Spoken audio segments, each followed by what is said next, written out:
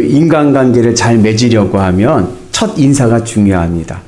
첫 인사 만났을 때 여러분들은 어떻게 인사하셨나요? 오늘 어떻게 인사하셨나요? 네. 안녕하세요. 인사할 때 좋은 말로 해주시고 긍정적인 말로, 그러니까는 긍정적인 생각과 좋은 생각이 들 수 있는 말로 인사를 해야 인간관계를 좋게 맺습니다. 근데 그러지 못하고 그냥 반대로 부정적인 말을 하면 안 좋죠. 예를 들자면 딱 오랜만에 주일날 교회에서 봤는데 어머 집사님 얼굴이 왜 그래? 어디 아파? 이러면 건강했던 사람도 내가 어디 아픈가? 막 그러죠. 그러면은 기분이 안 좋아요. 그러면은 관계 형성하기 어렵습니다. 저에게 적용을 하면, 제가 목회자지 않습니까? 목사면 대부분 처음 이렇게 만나서 안녕하세요, 제가 영일교회 목사입니다. 그러면은 첫 번째 반응의 대답이 뭔지 아세요? 김정미 권사님 뭐라고? 네? 교인이 몇 명이서 이거 물어보시나요? 그런데 그런 질문을 많이 듣지 못해요. 첫 질문의 질문이 뭐냐면, 인사하면은 아유 힘드시겠어요. 왜 그 길을 가셨어요? 그러면은 내가 잘못된 길을 가고 있나? 왜 힘들다고 하지? 그런 생각을 하게 됩니다. 그래서 이제 저를 만나거나 그러면 목사님 한 주간 힘드셨죠? 이러지 마시고 한번 따라서 해볼까요? 목사님 목회 참 보람되시죠? 아멘이십니까? 그래서 이렇게 만나면 아이고 목사님이라고, 저만이 아니라 다른 게 목사님 만나도 목사님 참 좋은 일 하시네요. 보람되시죠? 부럽습니다. 이러면 얼마나 힘이 돼요. 그죠? 우리 몇 분하고 같이 인사하겠습니다. 오늘 참 좋아 보이십니다. 우리 이경재 권사님 참 좋아 보이십니다.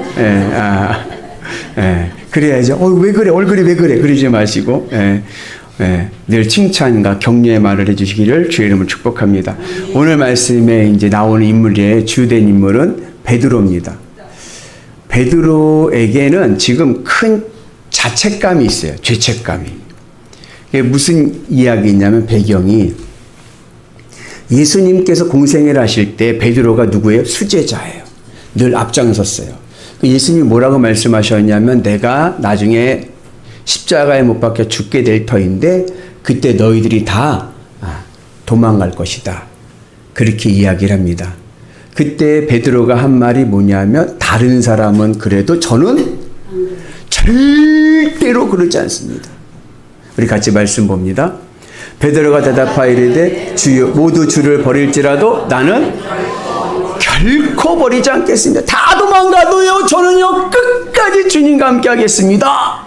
그러면서 더 나가서 뭐라 그러냐면은, 주님이 죽이는 그 자리에 나도 죽겠습니다.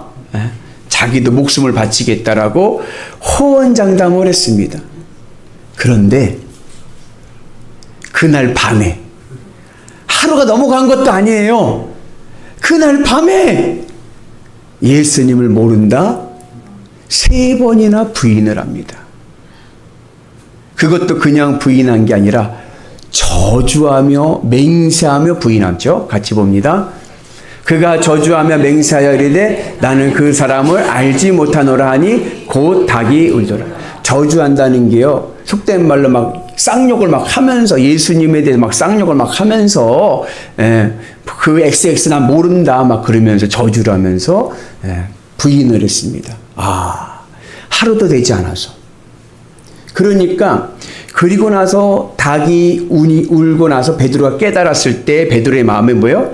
죄책감과 자책감이 있는 거예요. 그래서 예수님이 부활하시고 나서 예수님을 만났는데도, 여러분 부활하신 예수님을 만났는데도 베드로는요 기쁘지가 않아요. 왜요? 내가 예수님을 3번 배신했거든요. 배신을 하니까 기쁘지가 않은 거예요. 그래서 베드로가 부활하신 예수님을 만나고 나서 예수님을 따라 복음을 전하러 간 게 아니라 뭐라고 얘기하냐면, 나는 고기 잡으러 간다.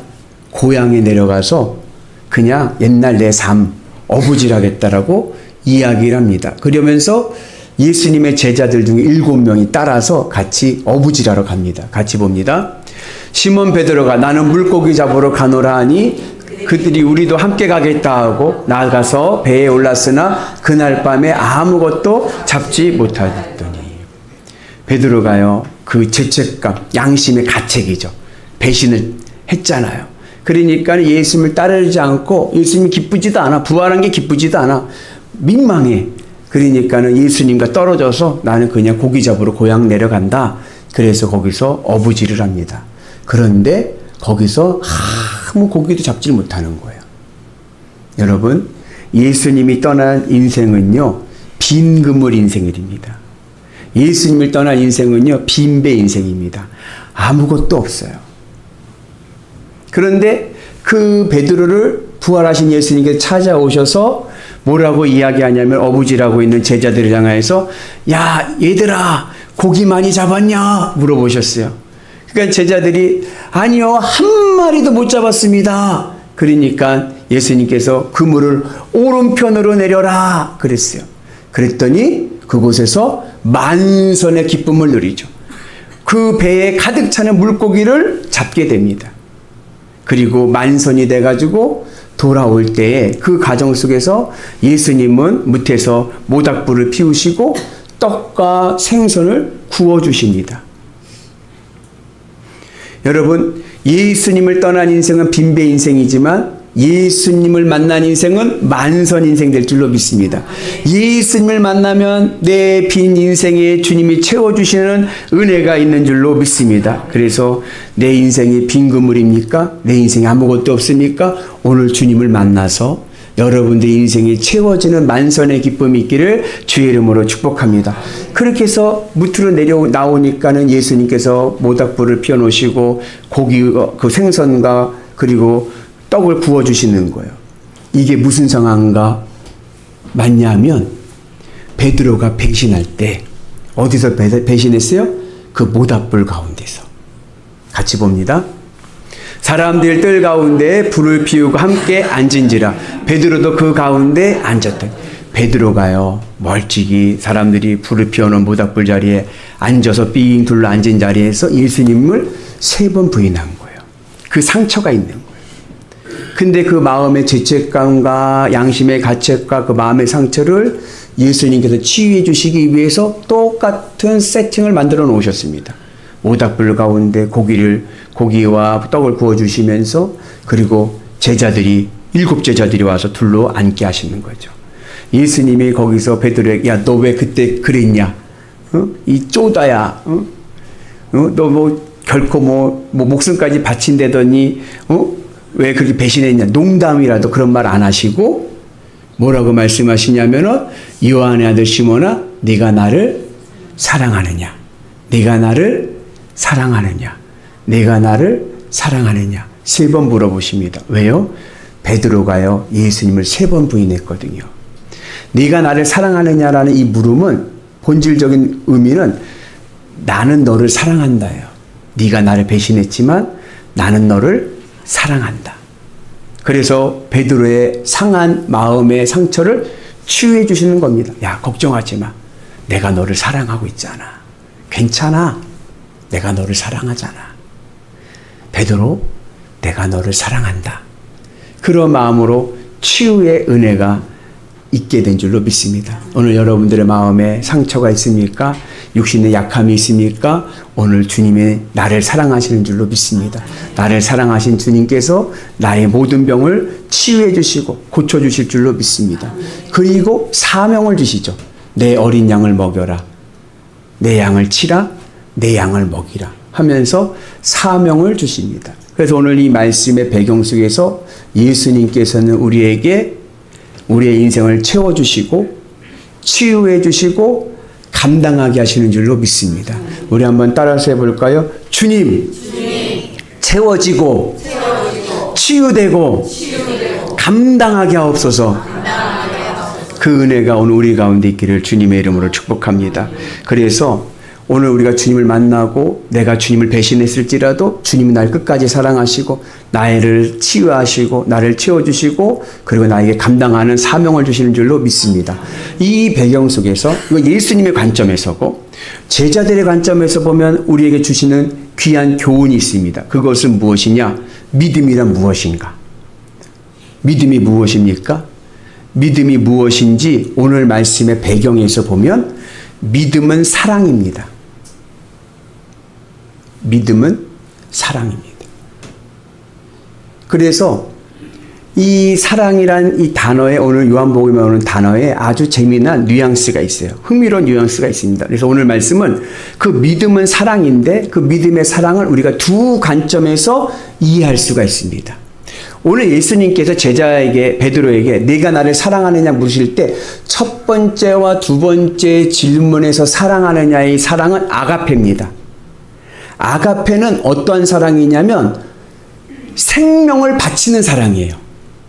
예수님이 십자가에 못 박혀 죽으시던 그 사랑, 내 생명과 내 모든 것을 희생하면서 바치는 사랑, 이게 바로 아가페 사랑입니다. 예수님이 두 번 네가 나를 사랑하느냐 물으실 때는 아가페로 물어보셨어요. 그런데 베드로의 대답에서 내가 주님을 사랑하는 줄 주께서 아시나이다 할 때 그 사랑은 아가페가 아닙니다. 그건 뭐냐? 그거는 필로스입니다. 필로스는 뭐냐면 친구들 간의 우정이에요. 우정. 요즘 우리 말로 우리 정서로 얘기하면 의리입니다. 의리. 그리고 마지막 예수님께서 세 번째 질문하실 때는 아가페로 물어보지 않으냐 하시고 필로스로 물어보세요. 그리고 베드로의 대답도 필로스입니다. 그렇게 아가페와 필로스라고 하는 이 단어의 뉘앙스의 사전적인 의미의 차이를 우리가 이해하고 본다고 하면 본문을 이렇게 이해할 수가 있습니다. 예수님께서 베드로에게 말씀하십니다. 요한의 아들 시몬아 네가 나를 사랑하느냐. 우리 같이 말씀 봅니다. 예수께서 시몬 베드로에게 이르시되 요한의 아들 시몬아 내가 이 사람들보다 나를 더 사랑하느냐. 여기서 말씀하실 때 베드로에게 말씀하실 때 예수님이 뭐요? 아가페 너 나를 위해서 생명 바쳐 목숨 바쳐 나를 사랑할 수 있느냐 물어보시는 거예요. 물어보시는데 이름이 뭐예요? 베드로에게 이르시되 요한의 아들 시몬아. 여러분 베드로는 이름은 누가 져줬죠? 예수님이 져주셨죠. 뜻은 뭐예요? 반석이다. 네가 반석이다. 베드로의 원래 이름은 요한의 아들 시몬이에요. 요한의 아들 시몬이라는 뜻은 뭐냐면 예수님을 알기 전의 이름이에요. 오늘 예수님께서 베드로에게 예수님을 알기 전에 이름을 부르시는 거예요. 예수님을 알기 전에 베드로에게는 뭐가 제일 중요했어요? 예? 그렇죠. 물고기 잡는 게. 그래서 뭐라고 말씀하냐면 이 사람들보다 나를 더 사랑하느냐 하는데 이 사람들이라고 하는 여러분 성경을 보면 그 이 사람들 앞에 각주가 달렸습니다. 그 각주를 보면 그 밑에 뭐라고 써 있냐면 이것들이라고 써 있어요. 그게 뭐냐면 우리말에는 그런 게 없지만 헬라어에는 성이 있어요. 남성 명사, 여성 명사, 중성 명사가 있어요. 근데 이 헬라어 투톤이라고 하는 이 단어가 남성 명사로 이해할 때는 이 사람들이에요. 그런데 중성 명사를 이해하면 이것들이에요. 예수님께서 물어보십니다. 요한의 아들 시몬아, 네가 이것들보다 나를 더 사랑하느냐? 지금 베드로 옆에 뭐가 있어요? 뭐가 있어요? 배가 있잖아요. 그 배에 뭐가 있어요? 물고기가 얼만큼 가득 차 있어요. 베드로야, 요한의 아들 시몬아, 네가 이 물고기들보다 나를 더 사랑하느냐? 네가 이 재산보다 나를 더 사랑하느냐? 예수님 물으시는 거예요. 네가 돈보다도 나를 더 사랑하느냐? 여러분, 돈보다 재물보다 예수님 더 사랑하십니까? 또 이것을 오늘 성경에 기록된 대로 이 사람들이라고 하면 지금 베드로 옆에 있는 사람들은 누구예요? 동료들.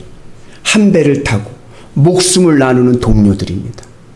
네가 너와 함께 목숨을 나눌 만큼 한 배를 탔던 친구들, 동료들, 가족들보다도 나를 더 사랑하느냐?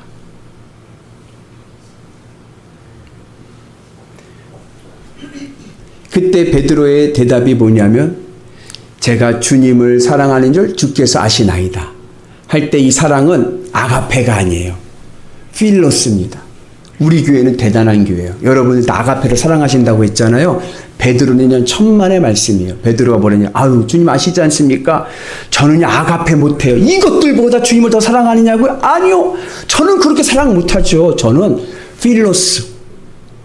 저는 주님 의리만은 지키겠습니다. 네가 나를 위해서 목숨 바쳐 이것들보다 나를 사랑하느냐? 아니요. 아, 주님 아시지 않습니까? 전 그렇게 못해요. 이미 배신을 3번이나 때렸잖아요. 그러나 주님 제가 의리만은 지키겠습니다. 그래요. 예수님 또 한번 물어보십니다. 네가 나를 사랑하느냐? 아가페를 물어보시는 거예요. 네가 나를 목숨 바쳐 사랑할 수 있느냐? 또 물으실 때 베드로의 대답이 뭐예요? 아, 주님 아시지 않습니까? 내가 주님 어떻게 사랑하는지를. 주님, 저는 의리만 지키겠습니다. 그 3번째 예수님 질문하실 때 단어가 바뀌는 거예요. 그래? 그러면 네가 나를 의리라도 지키겠느냐? 네가 나를 사랑하느냐 할 때는 필로스를 물어. 그럼 네가 의리라도 지키겠느냐? 예수님 의리를 얘기하시니까 베드로의 3번째 대답할 때 뭐라 그래요? 근심하면서. 아씨, 큰일 났다. 주님이 의리라도 지키겠냐고 물어보네.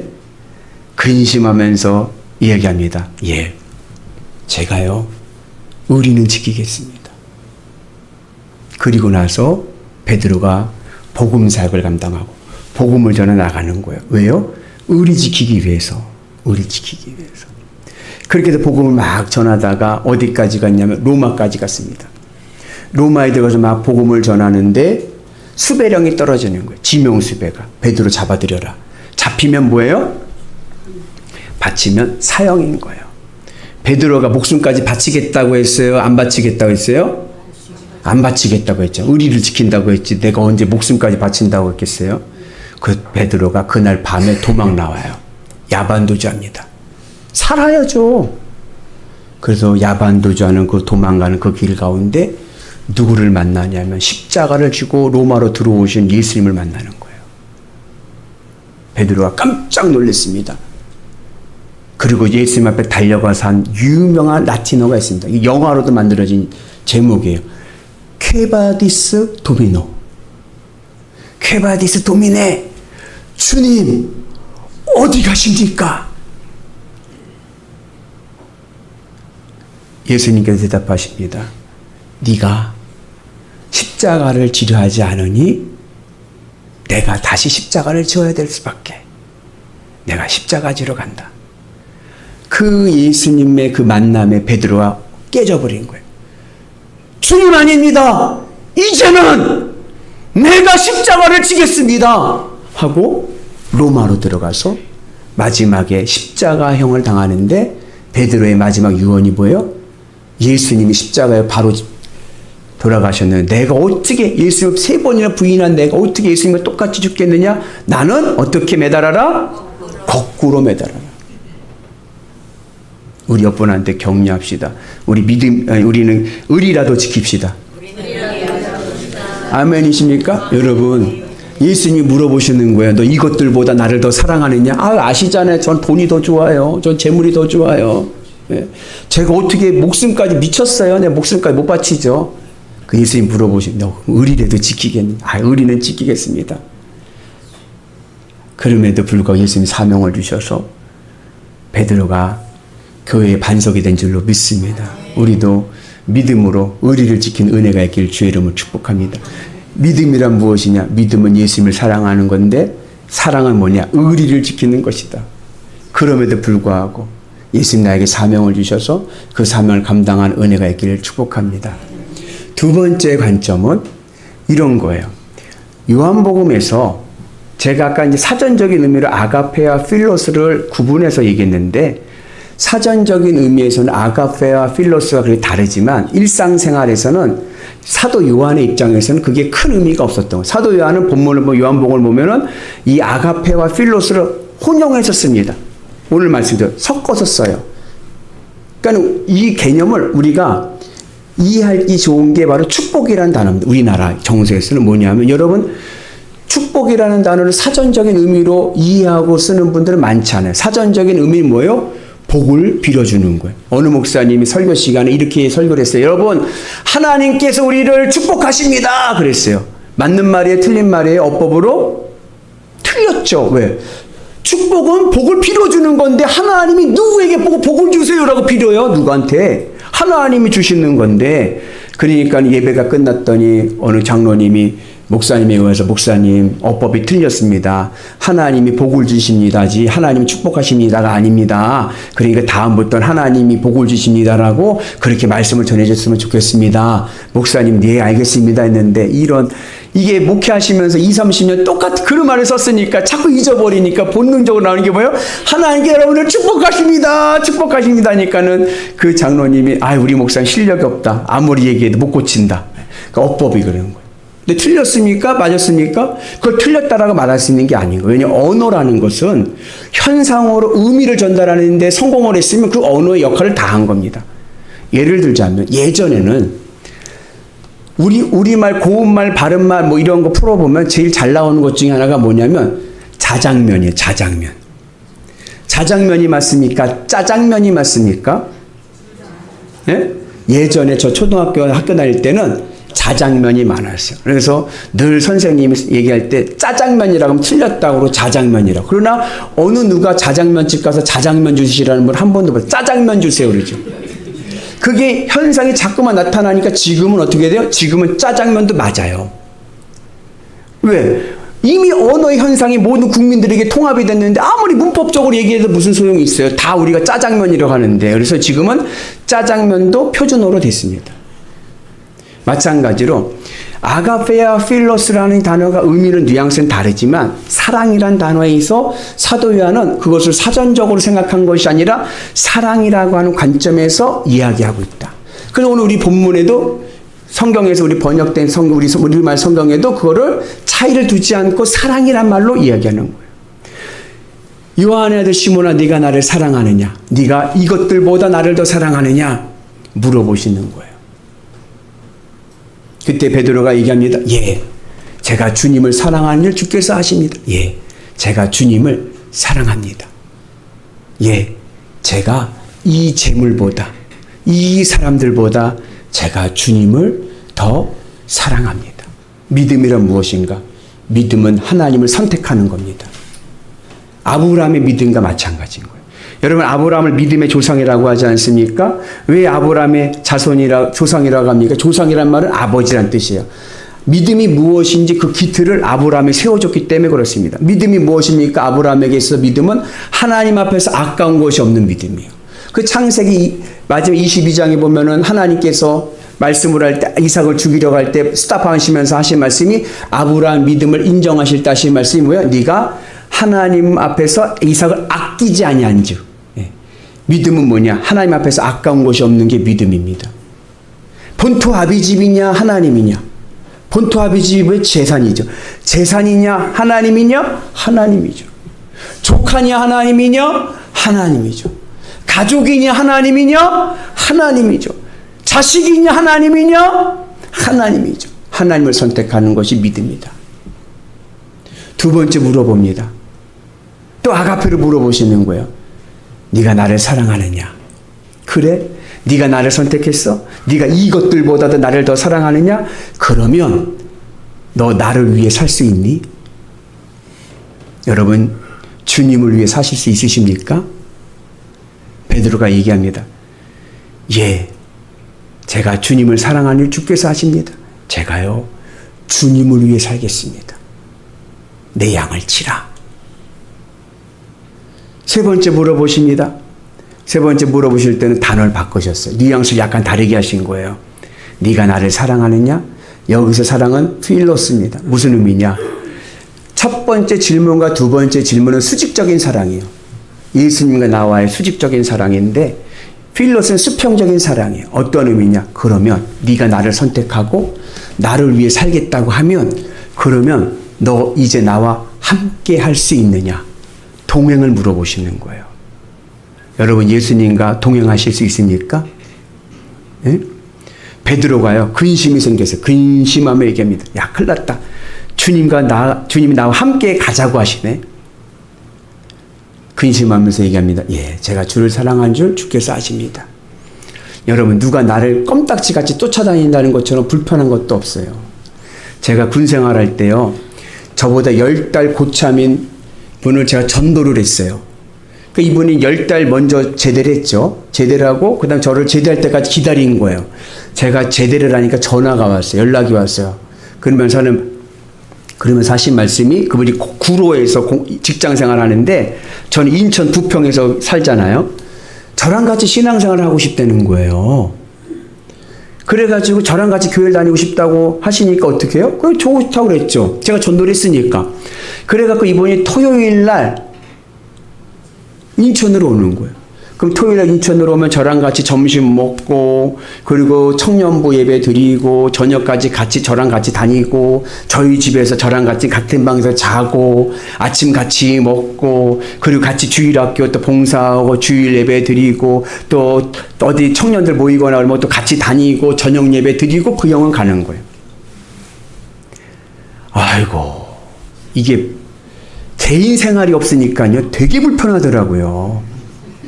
이게 한두 달이 아니고요 1년이 넘어가니까요 속으로 이젠 갔으면 좋겠다. 근데 군대 고참이니까 형이라고 안 부르고 늘 서병장님 병장님을 서병장님 빨리 갔으면 좋겠다. 예.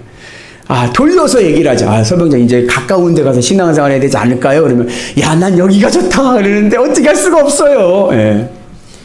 개인 프라이버시 우리 온 가족이 있잖아요. 토요일 같이 자면 뭐 치킨도 시켜 먹고 좀 편하게 있어야 되는데 저희 어머니 아버지도 불편하시죠. 예.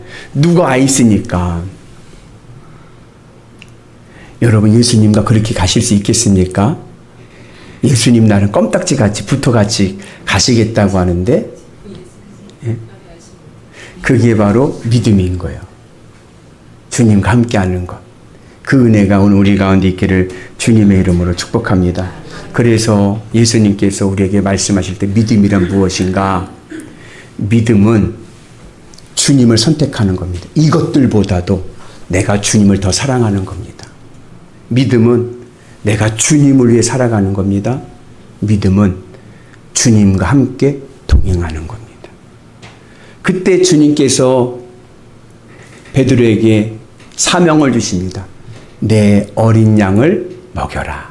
어린 양이라는 것은 초신자들 얘기하는 거예요. 신앙이 약한 자들을 양육해라. 그리고 육신의 질병과 연약한 자들, 육신의 연약한 자들을 돌봐줘라. 그들을 먹여라. 그리고 두 번째 예수님께서 주신 사명이 뭐예요? 내 양을 치라. 양을 치라는 얘기는 뭐예요? 그 양들이 온전한 길을 갈 수 있도록 지켜줘라. 믿음을 지켜주는 겁니다. 여러분들이 힘들고 어려울 때 누가 여러분들의 믿음을 돌봐주고 지켜줄 수가 있으니까 나와 함께하는 믿음의 동역자들인 거예요. 그리고 마지막 세 번째 예수님께서 뭐래요? 내 양을 먹여라.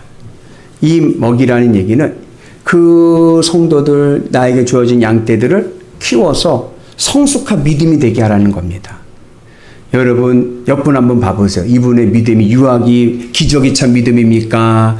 아니면 성숙한 장성한 분량의 믿음입니까? 말씀은 하지 마시고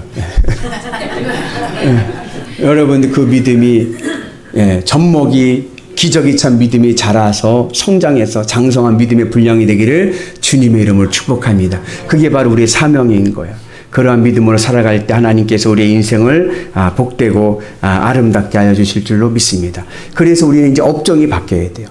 베드로가 이것들을 위해서 고기 잡는 어부의 인생이었다면 예수님을 사랑함을 통하여 양떼들을 지키고 돌보고 먹이는 목자가 되었습니다. 오늘 내가 예수님을 믿기 전에는 이 땅의 사람, 땅의 것을 바라보던 사람이었다고 하면 내가 이제 예수님을 믿음으로 예수님을 사랑함으로 이제 나는 땅의 사람이 아니라 하늘의 사람 될 줄로 믿습니다. 하나님의 은혜로 하나님으로 기쁨으로 살아갈 때에 우리의 삶이요 늘 복돼서 채워지고 치유되고 감당하는 믿음 될 줄로 믿습니다. 우리 모두가 그러한 믿음으로 날마다 복된 삶을 살아가는 위대한 성도 되시기를 주의 이름으로 축복합니다. 우리 한번 같이 따라서 할 텐데요. 요한의 아들까지는 하시고 그 다음에 시모나에다가 본인의 이름을 넣으시는 거예요. 제 이름을 넣지 마세요. 저 따라 하신다고 또 제 이름 하지 마시고 본인 이름을 넣어서 같이 한번 따라서 해보겠습니다. 요한의 아들 복기야, 네가 나를 사랑하느냐? 주님 그러하나이다. 내가 주님을 사랑하는 줄 주께서 아시나이다. 아멘.